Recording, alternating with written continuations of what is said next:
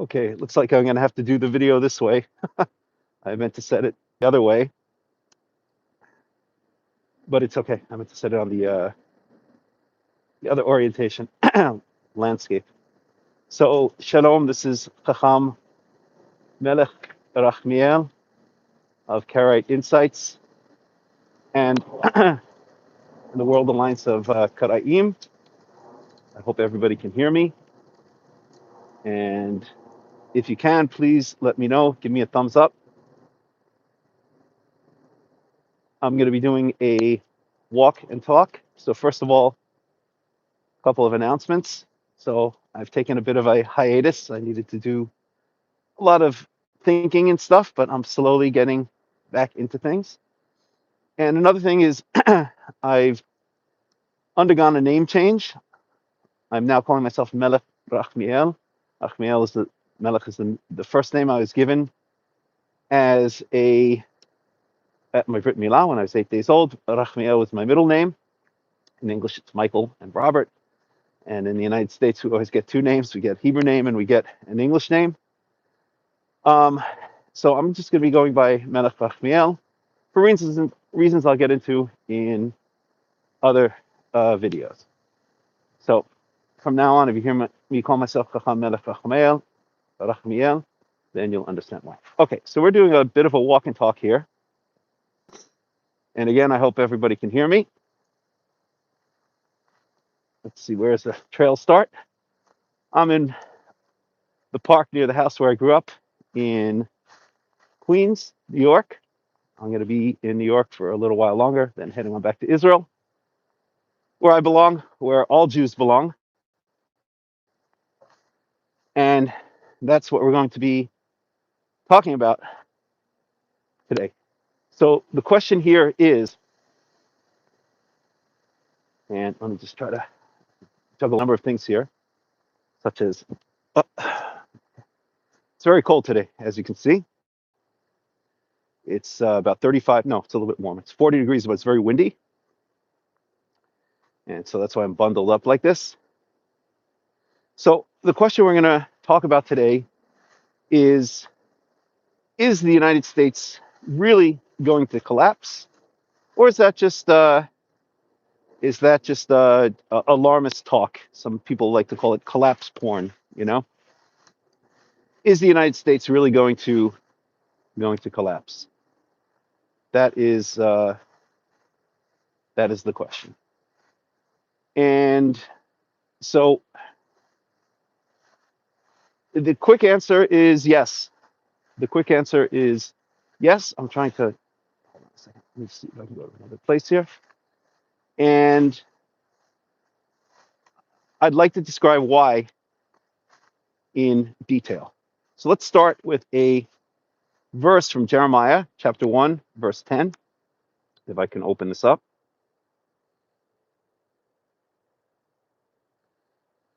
I'll read the Hebrew, and then I'll read the English.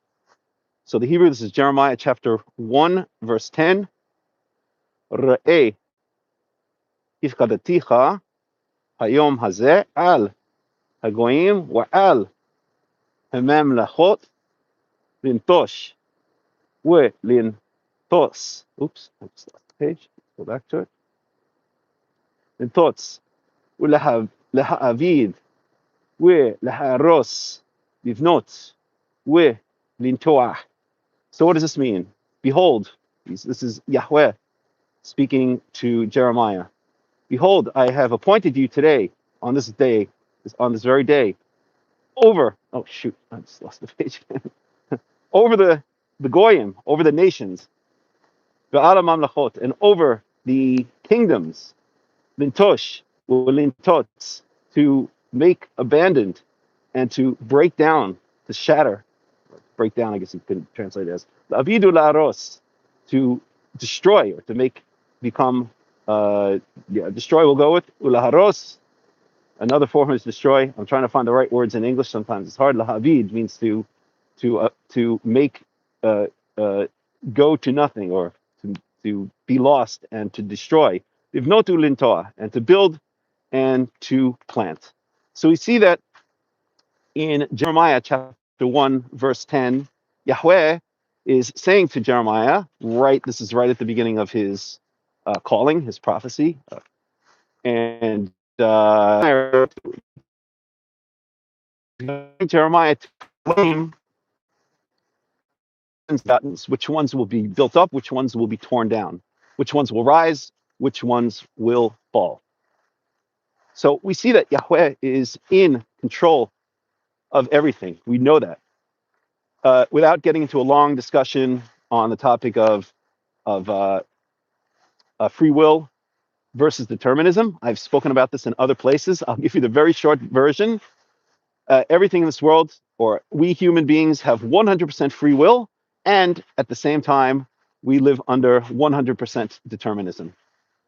Everything is predetermined, and yet everything is 100% free will. How is that possible? That is a paradox that is the paradox that we cannot understand as human beings. For all purposes, Yahweh is not telling me what I'm telling myself to do, but at the same time, it's all predetermined now. And it's not simple answers like Yahweh knows what we're going to do. It's more than that. It's that the two exist simultaneously, but it is beyond our ability as human beings to understand how the two can exist simultaneously. Okay, so we know that Yahweh is in control of all things, therefore, ultimately, especially when it comes to nations, to peoples, who he's going to raise up, who he's going to break down. We see this in history. We see this, we have Hanukkah coming up. I have spoken before in the past about whether Karaites should keep Hanukkah or not. I keep Hanukkah. I love Hanukkah. Hanukkah is not in the Tanakh, but it is in the book of Maccabees, which is pretty much historically accurate book, at least the first two books of Maccabees. They are part of the Apocrypha, which doesn't make them historically accurate. But we see that, if I remember chapter and verse, is it First Maccabees chapter 2, verse 54, maybe? Don't quote me on that one. We see that Judah Maccabee, I think it's actually chapter 4, lays down, he essentially enjoins all of Israel to keep this festival from year to year. So I keep Hanukkah, and I think it is definitely not against Karaism to keep Hanukkah. But that's it for another story at another time. Okay, so let's talk about what we're speaking about here. Okay, so we know that Yahweh is in control of the nations. When they rise, when they fall, what happens to them in the big picture? He appoints Jeremiah in chapter 1, verse 10 of the book of Jeremiah over the nations to declare which ones will be raised up and which ones will be destroyed. And if we look in history, we see that pretty much every nation, except one, that's the nation of Israel, follows this pattern of having a beginning, rising to prominence, reaching a peak, and then experiencing a period of downfall and ultimately collapse, and then it disappears off the face of the earth. We see this with all the foreign nations. There are no foreign nations that exist today. The Roman Empire is gone, the Greek Empire is gone, the English Empire is gone, the Spanish and Portuguese empires are gone, all gone. Doesn't mean that those countries still exist in one form or another. They do, but they don't exist at the same glory. Their peak is long gone, and they're just basically remnants of what they were. The only nation that doesn't follow this pattern is the nation of Israel. The nation of Israel actually follows the exact opposite pattern. So the nation of Israel starts at a high note, sinks to a low note.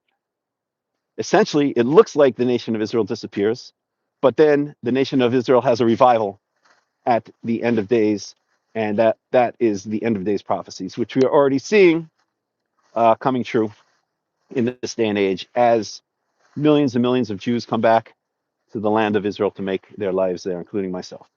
As I said, I'm just a visitor here in the United States at this point. I happen to grow up here. So let's talk a little bit more about the pattern that Israel follows. So Israel is the eternal nation. This is a promise that was given to our forefathers that our nation would be an eternal nation. It would never disappear off the face of the earth, and it indeed hasn't. It needs a bit of fixing up at this point in time. We have embraced the two false philosophies in a broad sense of Western secular culture and Rabbinical Judaism. So we need some fixing up. We need to dust off the cobwebs and get back to our true ways. But the nation of Israel, Am Yisrael Chai, the nation of Israel lives. It has not disappeared. It's the only nation in the world that still has its basic constitution after 3,000 plus years. And yes, you could say, well, we don't follow the Torah in Israel. We don't follow the Torah in the various Jewish communities. But the bottom line is that that this is still the constitution. This is the basic constitution of the nation of Israel. If you go to Israel in the modern day, you touch down on the ground of Israel, immediately you'll see the incredibly great, the incredibly massive influence that the Torah, that the 5 books of Moses and the entire Tanakh have on all of Israeli culture, including secular culture. You could just turn on the radio, you'll hear quotes from the Tanakh all the time, quotes from the Torah all the time. You'll hear references to the Torah all the time. One of my favorite examples is on the buses in Israel. It says at the seats where you're supposed to give up your seat for the elderly, it says "Mipnei seva takum," which means stand up before an elderly, a person with white hair, or an elderly person. That's straight from the Torah. So, and the main argument in Israel at this point in time is the secular versus the religious. I have my own opinions on that. Of course, they're both wrong, and that's why they're fighting each other. When two things are off balance, those two off balance things will go at each other, right? Just like the extreme left and the extreme right in the United States. We'll get to that in a little bit. But still, the point is that all of the major issues in Israel come down to one thing and one thing only, and that's Yahweh, that's God. Okay? I always say that when you go to a place, it has its essence. So when I go to New York, the essence of New York, which is what makes it, quite frankly, such a sick place, is money. Everything's about money. Money, money, money, money. You see money, everything is talk about money. People talk about money, they think about money, they obsess about money. That's all they do. They are here for money. The essence of New York is money. Very temporary and shallow thing. When you go to Israel, you see very quickly that the essence there is God, is Yahweh. Everybody's talking about God. Everybody's talking about religion. The radio talks about religion. The television talks about religion. The people on the streets talk about religion.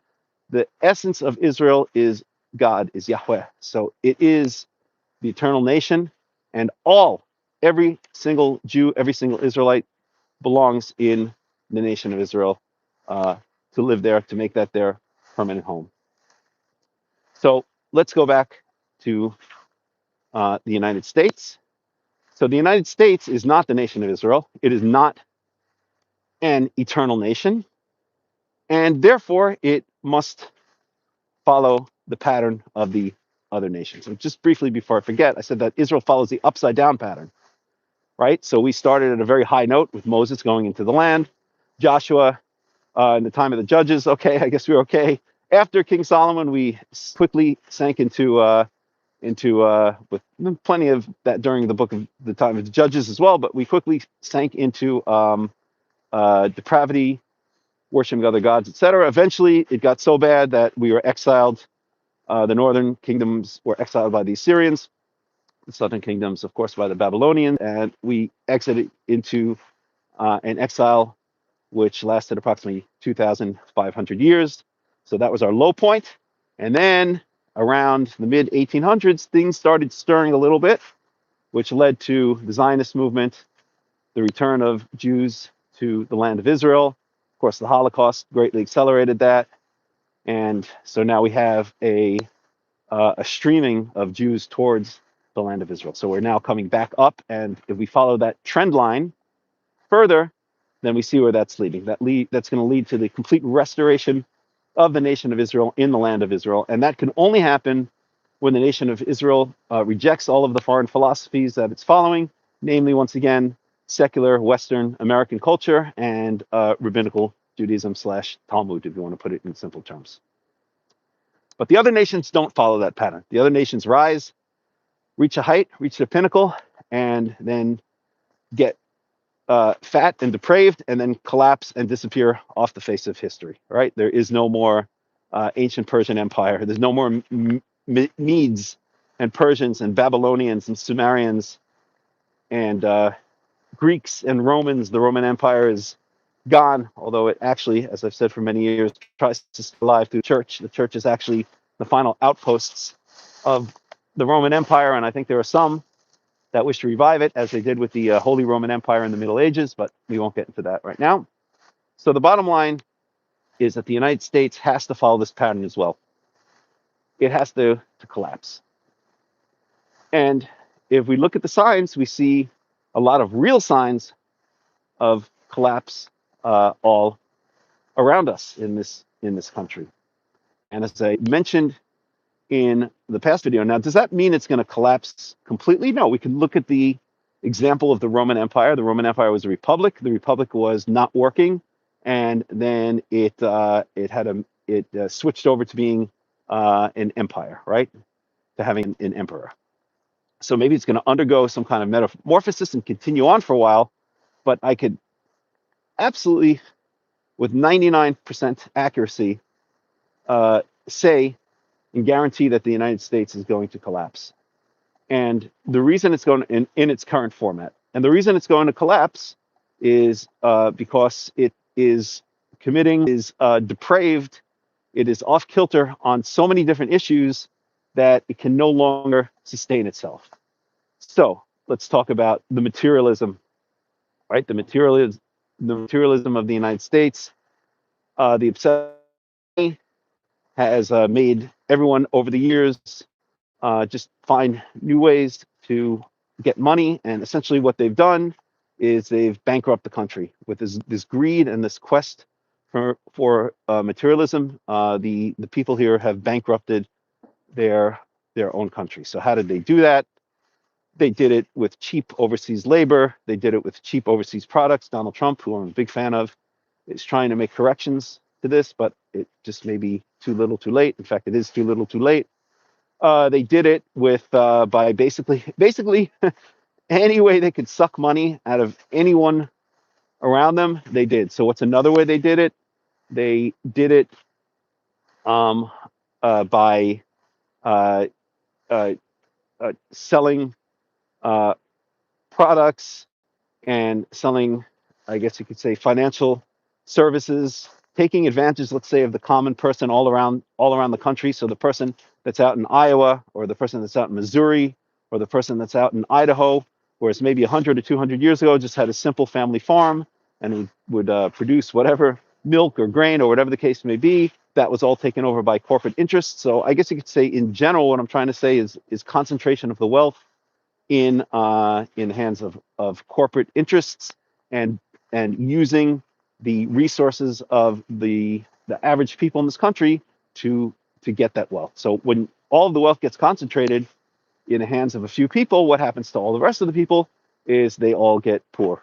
They all enter into a state of poverty, basically kind of indentured servitude, or kind of they basically become economic slaves to the wealthy, and then they run out of money. And when they run out of money, then you've killed the goose that lays the golden eggs.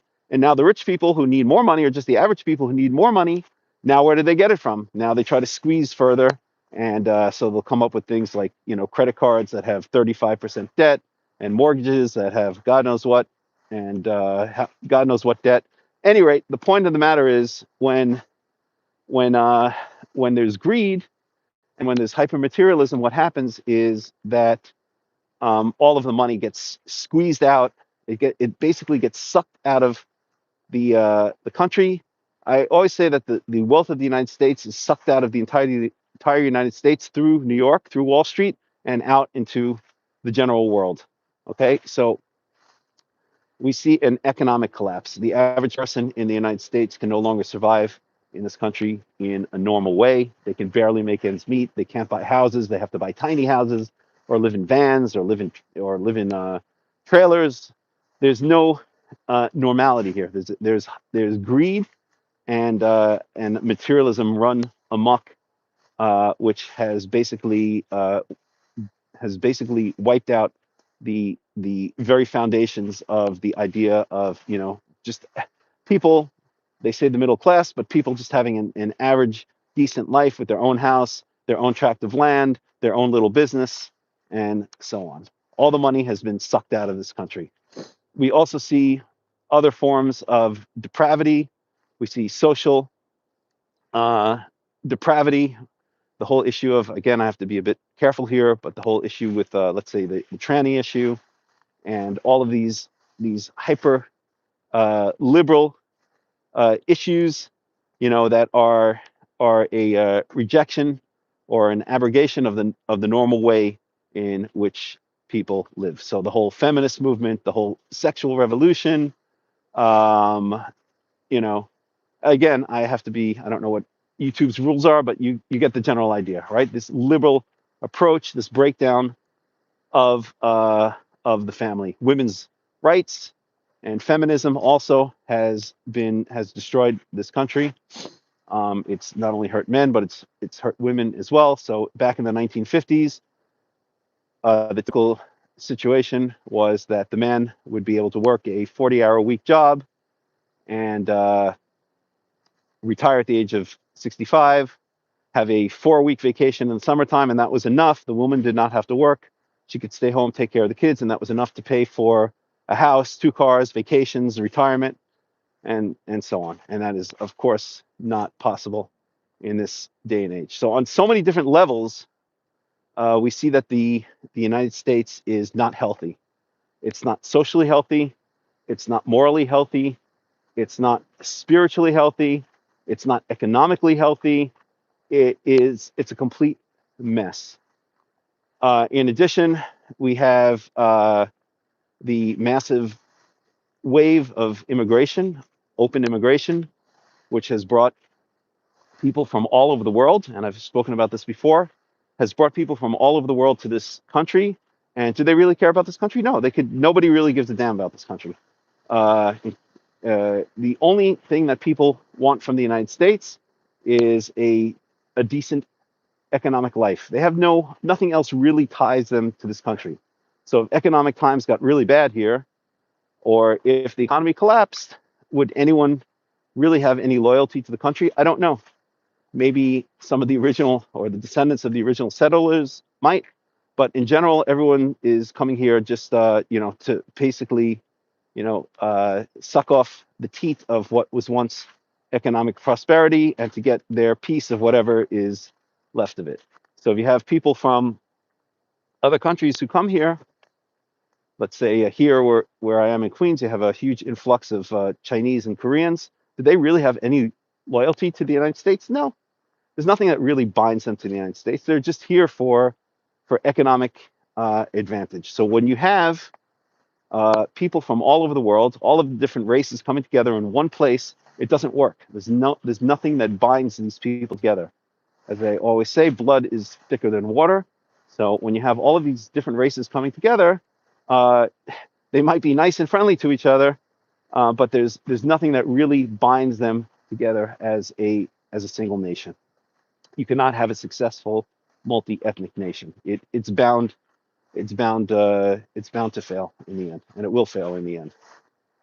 It's just an agglomeration of all of the seed of man coming here to shop and hopefully have decent economic times and build a decent economic life. And so when that all falls apart, what deeper thing is there that binds these people together? Absolutely nothing. And what will happen, and what is already happening, is that they'll go at each other in a tribal manner, and each race, each bloodline will stick to its own, and everything will descend into tribal warfare. Okay, so I've spoken about this also in the last video. So basically, you have a collapse of the United States on all of these different levels, on the spiritual level, on the economic level, on the social level, on the racial makeup of the United States. Nothing is working. The place is just like, it's basically a burnt out shell of itself. And a burnt out shell cannot sustain itself indefinitely. If you have a burnt out shell of a building, then eventually that building is going to collapse. And so I don't see it as any kind of alarmist talk to say that the United States is going to collapse. I think all of the signs are there. I think economically, it's all smoke and mirrors at this point. There's nothing real about the economy of the United States anymore. It's all just propped up and pumped up, and that's running out very quickly. On a social level, it's a complete mess. The depravity. I mean, you look at, let's say, the halftime shows of NFL football games, or you look at just what the common culture is. It's just so sickening and so disgusting. On a moral level, you have all kinds of issues that would be considered against the Torah, such as homosexual marriage, such as the whole tranny issue, and so on and so forth. So we see a complete collapse of all of the facets of the United States of America, and this means that the United States of America at this point is just a burnt out shell of itself, and must collapse. It absolutely must collapse. Now, of course, there are some attempts at revival, both from the right and the left. They're both coming at it from very different angles, but the right is trying to restore the former glory, or let's say the former culture of the United States, as you might have found in the 1950s or so. And the left is trying to, I guess, restore at least the economic and what they perceive to be the social balance in the United States. So there are some attempts at revival, and those may work in the end, but I don't think they're going to work before there's some kind of collapse. The trend that I see here is that things are just so far gone that there's no way that a collapse at this point can be avoided. So that's the way that I see it. Okay. Now, what does this mean for the future of the United States? Well, basically, it means that that there are going to be some major changes here. That the current system cannot sustain itself. And as I mentioned in the last video, what you're going to have is you're going to have more and more extreme leadership. And so the left is getting more extreme, the right is getting more extreme. On the left, you see the rise of people like the incoming mayor of New York, Zohran Mamdani. You see the rise of people like Alexandria Octavia, whatever her name is, AOC. You see the rise of of the far left, and on the other hand, you see the rise of the far right. So then you have people like Nick Fuentes and Candace Owens, and even Tucker Carlson has turned pretty far right. So we see that the center is kind of disappearing, and what's happening in the culture is it's polarizing. The left is becoming further left, and the right is becoming further right as the society continues to destabilize. And what I said in my previous video, and I'll say it again, is what you can expect is because it's so unstable, you're going to get a rapid switch back between far left and far right leadership, because people are so unhappy and so miserable, and their lives are so difficult, they're going to look to the right, like they did in 2024 with Donald Trump. And the right is not going to work out. They're not going to have the answers in 4 years, so they're going to look elsewhere, to the left. And then the left is not going to work out, and they'll switch back to the right. And this switch will happen more and more as the years go on, and it'll become more and more extreme. The left will become more extreme, and the right will become more extreme. Okay? Now, the real thing that I want to speak about here is what effect this is all going to have on us, on the Jews. Well, I don't live here, as I said. I have no intention of living here. I'm out of here. I just come back to visit, and I'm heading back to Israel soon. Israel's my home. Israel's the only home for all Jews. But the one thing that the far left and the far right definitely agree on is the Jews, okay, and Israel. So both the far left, like a Zohran Mamdani, and the far right, like a Tucker Carlson and a Nick Fuentes, who seems to be a rising star, both agree that the Jews are a problematic people here in this country. In other words, as I mentioned in the last video, everyone is getting sick and tired of our presence in this country. And so the one thing that the left and right can agree on, and of course they couch it in terms of being anti-Israel, being anti the Gaza war, and calling the Gaza war a genocide, which of course it was not. But the bottom line is what it's really trying to say, what these people are really trying to say is that that we are sick and tired of the Jews' presence in this country and their influence on our country. Both the left and the right feel that the Jews have had too much control over the foreign policy, the culture, the economics of the United States, and that's all fine and dandy when everything is working well in the country. But when everything is not working well in the country, as it's not now, then that influence is noticed. And no, it's not scapegoating.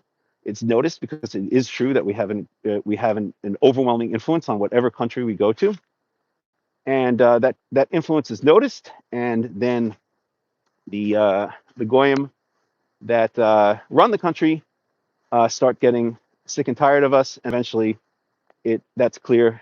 It becomes clear that it's our time to go, or it doesn't become clear, and then that leads to expulsions, pogroms, Holocausts, concentration camps, and so on. I don't know how it's going to end here in the United States for the Jews, but it ain't going to be a pretty sight. That's 100% for sure. It's not going to be a pretty sight. We could see right now. Let me sit down. We could see right now that the nation overall is getting more and more sick and tired of our presence here. We saw this, for instance, in the last election in New York, the mayoral election with this Zohran Mamdani guy. He represents the future, and a lot of his followers are anti-Israel, rabidly anti-Israel. They believe that the war in Gaza was a war of genocide. And despite the fact that they will not admit outright that they're anti-Semites, they are, or at the very least, they most of his followers believe that the Jews are a problematic people, and they're getting really sick and tired of their presence here in the United States. And we see again the same thing on the right, that the far right is seeing us, the Jews, as a problematic presence in the United States, and responsible for a lot of the problems, a lot of the collapse that the United States is now experiencing. And so the right, again, I mentioned people such as Tucker Carlson, Nick Fuentes, Candace Owens, they're also becoming more and more anti-Jewish, more and more anti-Israel. So we see the one thing that the left and the right can agree on is their hatred of Israel, their hatred of the Jews. That should be a sign to us that our time is, and I'm almost running out of battery talking about time being up, that our time is quickly coming to an end here in the United States of America. It's not going to last much longer. So as the United States continues to collapse, as there are attempts at revival, both by the left and by the right, and as the system becomes more chaotic and there's swings back before left and right become more intense, then the one thing that these sides can both agree on is that the presence of us, the Jews, is very problematic and is the cause of a lot of these problems. And so as the United States continues to undergo its collapse or its transformation, shall we say, then the one thing that is going to become more and more clear to the people here is that they are sick and tired of us, the Jews, being here, and that is going to lead to our God knows what. As I said, either expulsion or pogroms or reduction of our rights, or in extreme cases like it was in Europe in the 1940s, to murder and concentration camps and etc. It doesn't always end up with murder and concentration camps.